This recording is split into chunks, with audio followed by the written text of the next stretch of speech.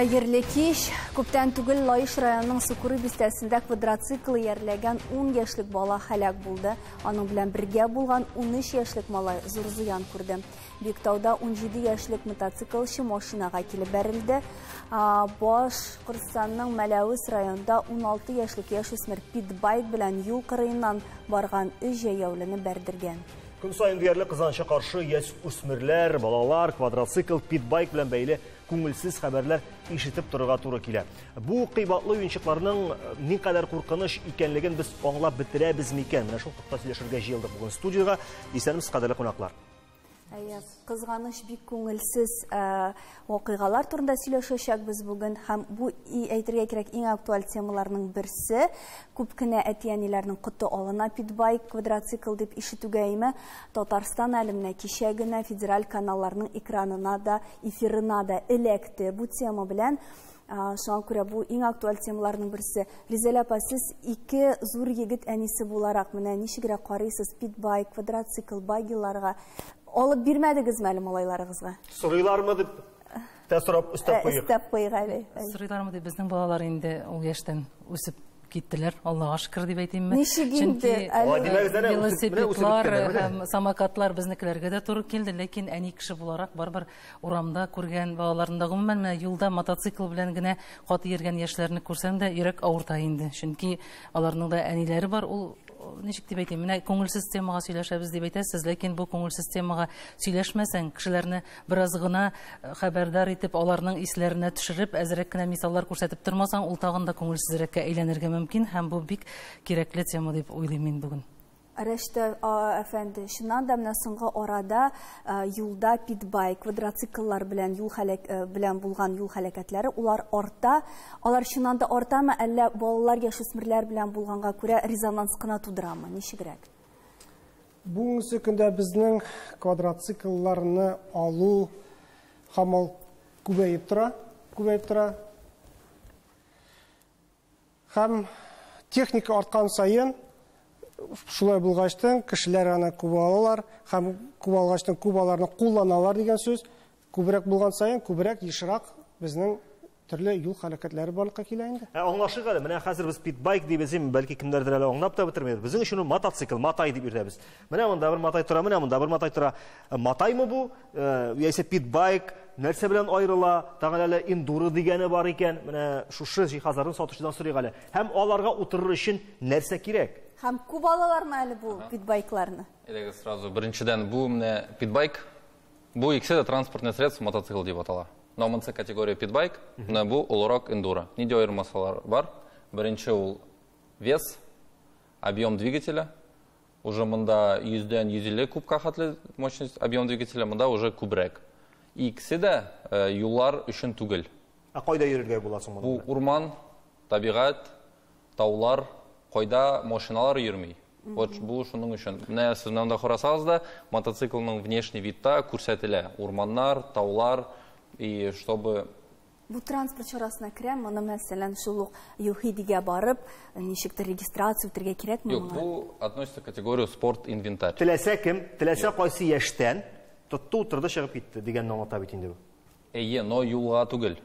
Асфальтированный дорога общего пользования түгел. Именно басуга, именно урман тирәсендә. Шунда гына. Әнә шул урманга барыр өчен. Димәк, аны айрым прицепка масалып алып барыр. Машинага төяп, шунда чыгарып, йөреп, аннары кире кертеп, и уже аннары өйгә алып кайтасыз. И самый бик мөһим. Этеп кенә алып кайтып буламсыз? Теге утырмыйча.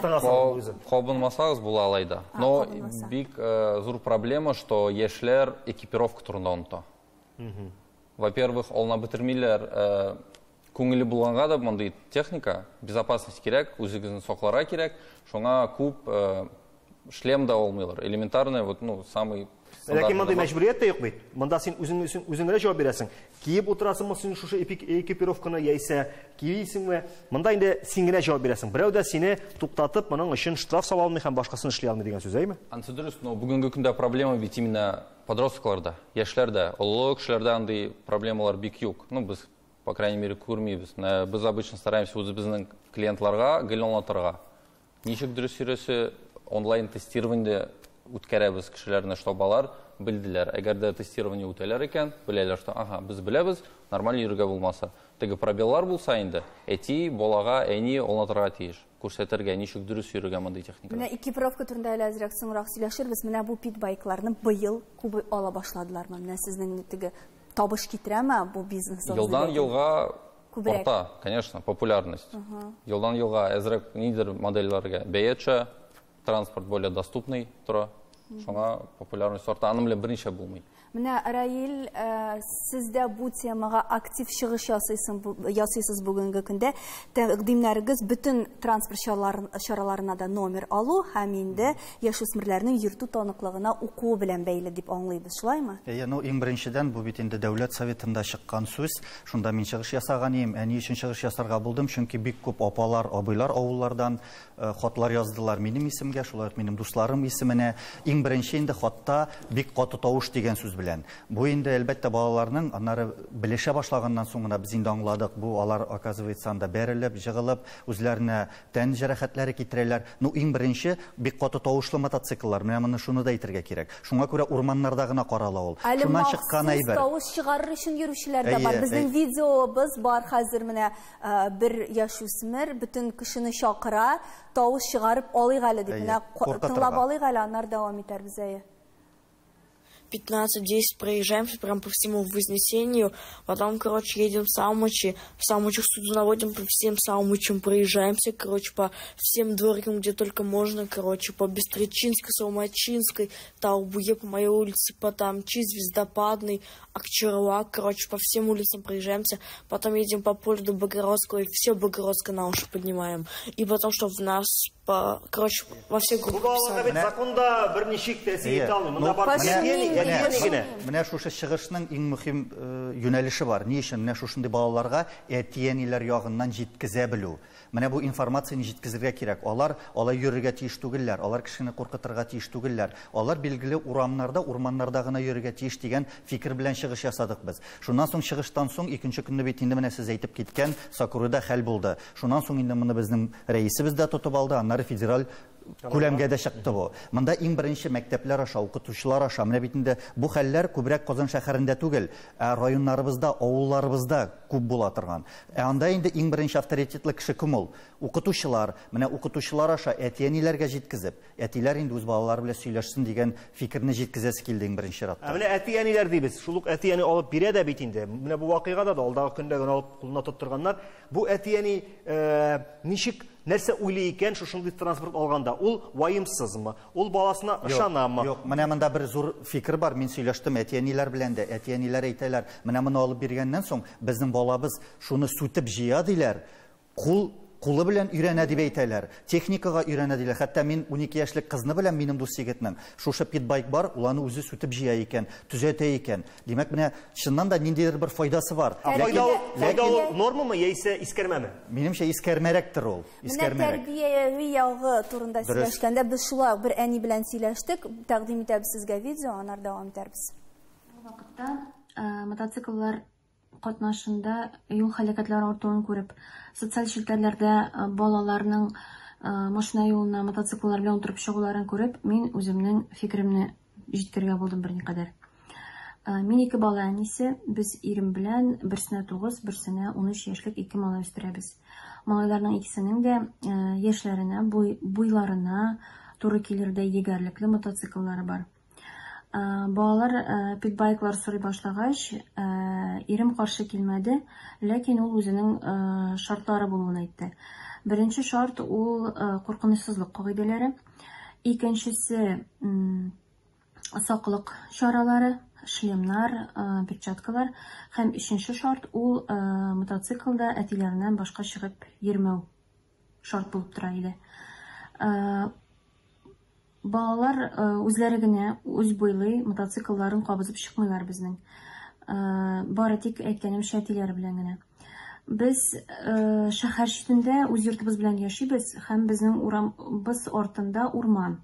Я шул урманга чыгып йөреп керәләр, кешегә комачауламыйча гына, яки атнага бер әтиләре мотоциклларын машинага төяп, Казаннан якынча 20 шақырым тирәсе ераклыкта үзенең дәваниясе яшәгән авылга алып кайта балаларны, алып чыга болынга мотоциклда йөрергә. Машина юлына чыгу юк, без моңа каршы, мин дә, ирем дә каршы. Аннары тагын бер әйтәсем килә, мотоцикллар безнең гаиләдә берникадәр тәрбия чарасына әйләнде дип әйтер идем мин. Чөнки мотоциклда йөрү өчен балалар әти-әни сүзеннән чыкмыйча, атна буе берникадәр йорт эшләрендә булышкалыйлар. Аннары менә әйткәнемчә, авылга алып кайтуны әтиләре күбрәк җомга көнгә килергә тырыша. Мәчеткә барып, дәванинең хәлен белеп, туйганчы йөреп киләләр. Бу инде бер төрле традициягә әйләнеп бара дип әйтер идем мин. Шулай булганда, барлык шартларны үтәгәндә, олы кеше карамагында йөрү, балаларның йөрүе куркыныч түгелдер дип уйлыйм. Менә бөтен кеше дә шулай җаваплы карый микән, Ленар әфәнде? Сез бит инде шәһәр читендә торасыз, без бистәдә торасыз, үзегезнең квадроциклыгыз да бар. Менә бөтен кеше дә шулай җаваплы карыймы? Әллә балалары утырып китәме, бистә буенча йөриме, ничегрәк? Безнең якта барандай хәлләр, йөриләр.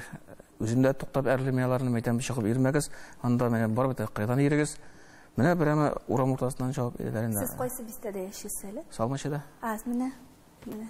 Менә сез ничек бармы, сез уйлаган бер идеал картина, үзегез квадроциклчы буларак, ничек булырга тиеш менә бу күренеш идеал рәвештә? Гомумән сатылырга, бирелергә, шундый хак бирелергә тиешме балаларга? Айрым урыннарда гына йөрергә, рөхсәт бирергә тиешме дәүләт аларга? Бармы шушы идеал картина сезнең башыгызда? Ну, идеал картина, менә шул действительно юлларга чыгып йөрис түгел инде. Кырларда, урманнарда, пожалуйста, йөргә, бала өйрәнә, ничек техника белән эшләргә, минемчә, аны запрещать кирәкми. Бу кыйбатлы уенчыкның бәясе турында сөйләшмәдек бит әлеме? Рекламада сөйләшербез.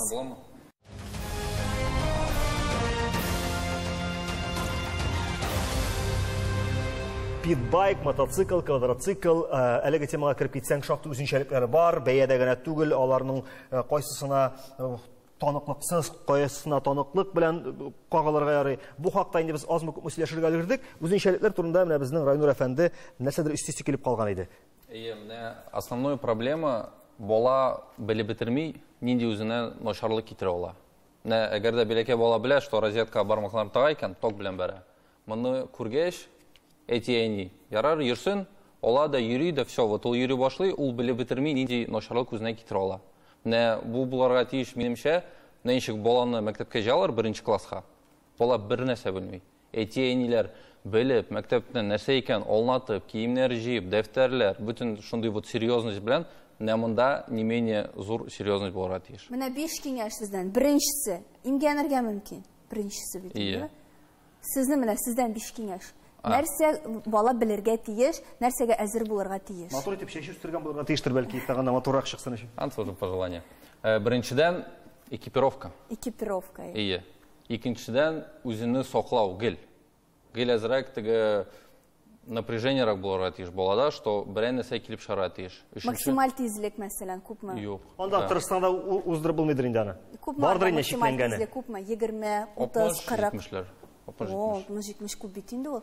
Мин беләм, мәсәлән, кайбер битбайкларда хәтта максималь тизлекне әзәйтте була. Мәсәлән, бар тик 30-ны куясың, һәм ул 30-да гына йөри. Анда әйбер бармы? Битбайкларда электрическийларда була, и квадроциклларда бөтенсендә андай бар, ограничитель. Анда уже әти-әни ичек бурып куя, уже бала ныграк йөрмәли. Әйе тагын? Внимательность, гел, ну внимательность, то есть гел, мондый техника, ул туры юлда йөрми. Чөнки гел кирәк внимательно карарга, берәр нәрсә ямалар, ташлар килеп чыкмасыннар. Вот. Менә бәясен сөйлисек, үзе бәя турында узык инде. Бәя төрле на самом деле. Ну, в среднем на мондый техника питбайктан где-то 80 меңнән япша. Башлап. 80 меңлек уенчык дип әйтергә хакыбыз бар? Әйе. Уенчык. Спорт инвентарь. Сез алыр идегезме 80 меңлек уенчык балагызга? Әгәр дә дөрес куллана торган булса, менә алыр идем. Чөнки монда бит сез дә менә әйтеп киттегез, мәсьәлә карала барбер аңлату эшләре җитмәгәнлектән генә килеп чыга торган фаҗигаләр безнең. Аңлату эше менә безнең үзебезнең бистәдә генә дә, без дә бистәдә яшибез. Өйгә бер көнне кайткан вакытта безнең теге өй капкадан ераграк өй күренми. Без төтен дип курыктык башта. Ул тузан булып чыкты, Аллага шөкер тузан гына, ләкин кергәннән соң бер араны теге коллар калтырап утырдык инде. Ул квадроцикл белән балалар ярышып уйнаган булып чыкты безнең урамда. Килеп чыга туры соң теге җәмәгать тәртибе, общественный порядок дигән тагын законында бозулар килеп чыга. Монда аңлату эшләре алып барырга кирәк. Иң оч созы, дуслар, 30 мең тора. Менә нинди 40 меңгә нормальный алырга була. Нинди ишракларга китергән карыйг әле. Бәясе турында аңлаштык. Шушындый куркыныч кадрлар бар бездә. Бумы? Укырга кирәкме? Менә без әйтеп киттек инде, моңа димәк укырга кирәк түгел. Бу транспорт чарасына дип әйтик инде. Хәзерге вакытта әтиәниләр сатып ала шундый кыйммәтле уенчыклар, бөтен суйлар укырга кирәк түгел дип. Но бу бала, бу гомер, все-таки без как учебное заведение всех рекомендуем и укытабыз. Уку 16 яшьтән. Безгә килер әтиәниләре заключают договор, и без аларны укытабыз. Чөнки алар минимальные, хотя бы должны дать правила дорожного движения. Аларсыз без вообще бы не допускали. Буларга кирәкме? Буларга кирәк түгел. Буларга укытасызмы дип әйтүем. Басуда йөрер өчен. Булар шушыларга гына, йөрер өчен генә, белер өчен генә. Ну, бар әтиәниләр, которые без укытабыз. Ул категория А1 и подкатегория М. Алар килер без укытабыз. Также квадроцикл категория А1, алар 16 яшьтән укыйлар, имтиханнарны сдавайтар и получают удостоверение тракторист-машинист категория А1. Юк, квадроцикларның бөтенесенә дә укырга кирәктер дип белә идем. Тут тоже. Но күргәнчә булды авариялар, то есть балалар белмиләр, улы юлга чыгалар. Әтиләре әйтсә дә, әйтмәсә дә бу балалар. Без һәрбез үстек, һәрбез беләбез. Әтиәне әйтә, без әйдеп чыгып китәбез инде. И вот шундый менә недавно булды авария, бала прям юлга чыгып килеп бәрелде машинага. Ул даже күрмәде, карамады даже. Водитель виноват, потому что шундый ответственность взял, бер бала үлде. Так что 16 яшьтән уку башлана. Укырга ярый. Бу таныклык алыр өчен әле бу кагыйдәләрне белер өчен. Ләкин менә бер пробел килеп туа кебек, әйме? Балаларга шушындый, хәтта яраган урманнарда, нидер басуларында йөрер өчен дә йөртә белү һәм гомумән алганда шушы техниканы ничектер куллана белү. Аны кемдер укытырга тиеш бит ул. Тоттуда шундый бар специализированный уку организациялар безнең кысман, без укытабыз. Безнең бар полигон, инструкторлар, һәрбер бала белән индивидуально эшлибез. Шуннан соң уже алар балалар уже понимают то, что как техника работает, как алар белән кайда йөрергә, уже алар уже готовятся больше для себя и для соревнований. Дөресен генә әйткәндә, Луиза, бер фикерне генә әйтеп бетерәм әле. Менә сатып алган спорт кибетләрендә видео уроклар бар. Менә мине дөрес дип тегә әйтер ул. Шул видео урокларны сатып алганда балаларга бирелә. Балалар аны карарга гына тиешләр. Әгәр дөрес итеп әтиәни белән утырып шул видео урокларны, видео инструкцияларны караса, ул анда 2 сәгатьлекләре бар, аның 3 сәгатьлекләре, нәрсә ватылса ничек төзәтергә икән дигән видео уроклар да бар. Просто балалар аны карамый гына. Дөрес әйтәм бит? Әйтәм бит, безнең клиентлар тестирование үткәрә на безопасность вождения. И уже әти белән ни белән үткәрәләр икән, бала дөрес җаваплар бирми икән, бу уже әтигә нигә беренче звонок. Что баланы башта өйрәтергә кирәк. И әгәр дә безгә бит күп кешеләр килә. Кемдер йөргән, кемдер йөрмәгән. И без йөрмәгән кешегә гел әйтәбез, башта сез барыгыз прокатка, йөреп карагыз, мондый да, может сезгә вообще шомас. Ләкин мондый мәҗбүрият юк, бу әлеге дәвайга әти-әнинең үзенең ихтыярында кала. Кем контрольдә тота буларны? Мәсәлән, дибелә дә тотмый булып чыга. Мондый контроль буларны тоталар безнең ГАИ хезмәткәрләре, менә квадрат. Әгәр дә юлга чыксалар. Инде юлга чыксалар, менә квадроциклларга килгән вакытта әйтәсең килә шуны. Бүгенге көндә безнең бар әле шундый квадроцикллар, даже аккумуляторный. Сез аларны тоже кулланасыз, электрический бар, аларда да безнең закон буенча каралган шундый нәрсә, постановление бар 1507, анда язылган. Әгәр дә ул безнең квадроцикллар 50 кубтан артып китә икән, әгәр дә безнең электрический, алар әгәр дә 50 километрдан арттыра икән, аларны кеше сатып алган чиракта 10 көн эчендә куярга тиеш аны учетка. һәм шул учетка куйган вакытта без аларның текст состояниеларын тикшерәбез, шулай ук аларга бирәбез регистрация, шулай ук бирәбез аларга госномер, и шушы документларны алып, алар инде юлларга да чыга алалар. Әгәр дә шундый кагазлары, шундый нәрсәләре булса, бөтен законнары булса. Менә бу квадроцикллар, багилар, алардагы иң еш хукук бузу очрагы ниндирәк? Бәлки рульгә аек килеш утырмыйлардыр, бәлки менә юлга чыгалардыр. Менә Тимур әйткәнчә, күп кенә кеше безнең укымыйлар. Атаныклыкларын алмыйлар. Укымаган, белмәгән кеше анда бит инде безнең юл кыюр кагыйдәләренә өйрәнмиләр. Алар ничек аларны кулланырга, ничек алар белән йөрергә, бөтен нәрсәләрне, уроки вожденияларны бөтенсен өйрәнәләр. Һәм шундый чиракта алар безгә килеп экзамен бирәләр. Без экзамен биргәч аларга таныклык бирәбез. Һәм шул таныклык белән алар жюри алалар. И хәтта әйтәсем килә, бу форсаттан файдаланып, әгәр дә инде сезнең нинди дә булса берәр кагазларга документларыгыз дөрес түгел икән, аның өчен административ җаваплылык каралган, һәм дә безгә күп кенә кешеләр мөрәҗәгать итәләр после того случая, когда аларның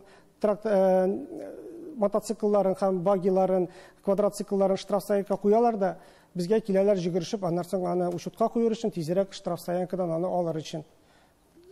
Менә без әле генә видео карап үттек, нәкъ менә сезнең бистәдә анда узышлар да уза икән. Питбайклар катнашында. Яшь заманда андый узышлар. Бу санкцияләнмәгән узышлар инде бу. Урам узышлары. Урам узышлары. Ишеткән югары. Беләм, кырда йөргәннәрен беләм. Узышып.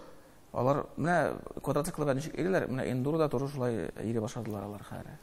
Менә минем энекәш Ижау шәһәрендә шушындый мотоцикллар белән җинләнә, аның әтисе кичкенәдән җинләнгән иде. Алар махсус шушы полигонда ярышалар, кубоклар ничәдер инде алар медальләр бар. Бездә бармы Казанда профессиональ менә балаларга хәтта язышыр өчен шундый урыннар? Бүгенге көндә проходит чемпионат республики Татарстана по эндуро гонкам.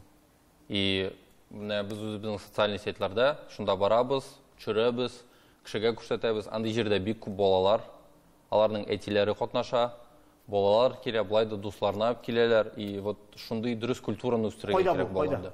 Менә киләсе бу узган ял көннәрендә Васильевада булды. Драйв парк. Махсус ул мотодром дип атала, димме? Райнур, карагыз әле, сез алай да бик җаваплы эш сезнең өстә бит, әйме? Сез бик куркыныч уенчык сатасыз. Менә сез бу ул җаваплылыкны тоеп эш итәсезме? Тынычлыксызмы дип әйтәсезме? Юк, без җибәргәннән соң бер яхшы мотоциклны. Несмотря на то, что без сатабыз аны, без стараемся не просто акча эшләргә, а без стараемся ул культураны продвигать итәргә. Кешегә аңлатырга, гел экипировканы безнең бүтән менеджерлар, бүтәнесе кешегә аңлата, что нужно вот кайда йөрергә кирәк, кайда ярамый йөрергә, ничек мөһим экипировкаларга. И әгәр дә экипировкасыз менә бу питбайкны гына алалар икән, экипировкасы бәлки сатмаскадыр аны, гомумән. Күп кеше акча җәлли экипировкага. Вот андый хәл бар. Алар бит инде гел сорап тора алмый, сезнең экипировка бармы? Потому что алар олна бетермиләр. Чөнки нәрсә инде бәләкәй матай бала үй янында гына йөри. То есть шуңа дөрес яктан килсәгез, ул сорауга полный экипировкаларга кирәк. Защита, шлем кирәк, күзләр тоже бик мөһим нәрсә, тузан тош керә ала, аяк киеме тоже. И вот безнең социаль сетьләрдә каранда, комментарийларны, роликларны, когда без мәсәлән экипировка турында сөйлибез, кеше әйтә нәрсәгә миңа кирәк түгел, и анда бик күп комментарийлар, теге вот кемдер ләккән кешеләрнең. Әз генә егылды, бер нәрсә булды, уже травма. Сез үзегез менә эшмәкәр генә түгел, шушы культура белән җинләнгән, үзегез дә шуларда йөргән. Без үзебез дә йөрибез, үзебез катнашабыз, спонсируем соревнованияларны, күрсәтәбез. Вот именно безнең основной теләк не просто сатырга, а безнең республикада именно вот дөрес популярность бирергә мондый техникага. Не просто что аны белән теләсә кая документ сөйрергә була, а что аның өчен вот настоящий күңел, настоящий шатланак именно аның стихияда кеше ала.